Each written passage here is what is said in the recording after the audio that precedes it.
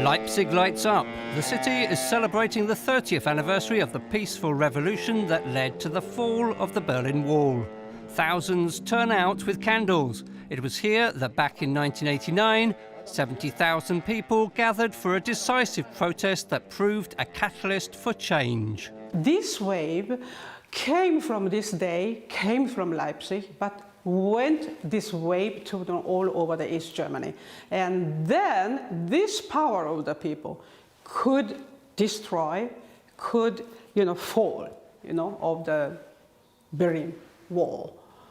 And then it went to the unification that this nation is united.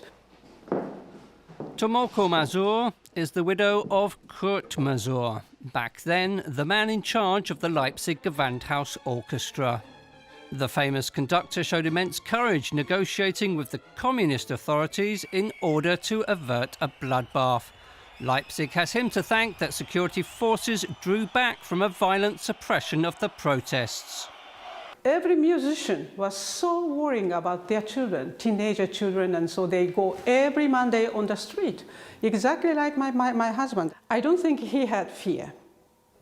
I think rather he had more responsibility, feeling of the responsibility that he has to overcome the fear. 30 years on, many Leipzigers turn out to march along the historical demonstration route. Light installations illuminate the buildings along the way. Just as back then, today's march followed prayers offered in the St. Nicholas Church. This was a focal point of the peaceful revolution. Many participants today were at the original protests and have concerns about the present day. My hope is that we remain watchful and wide awake, that we don't fall for false promises, that we hold on to the things we gained through the events of that time. It's very important that we carry the energy of this 9th of October, of the peaceful revolution, into the present day. It's important for young people to see that the seemingly impossible can become possible if people just act.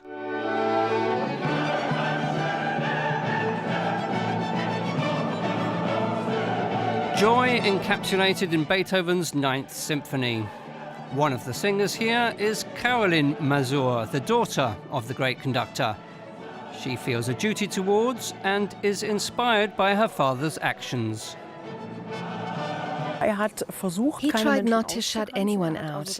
He kept the door of his home open to all sorts of people and to discussion groups. And I believe we need to do this in the future too, that we have spaces open for all citizens' concerns. I think that would be something my father would have wished for. Kurt Mazur's message is more relevant than ever. The joy to have won it is shared by many, but democracy and freedom have to be defended in each new generation.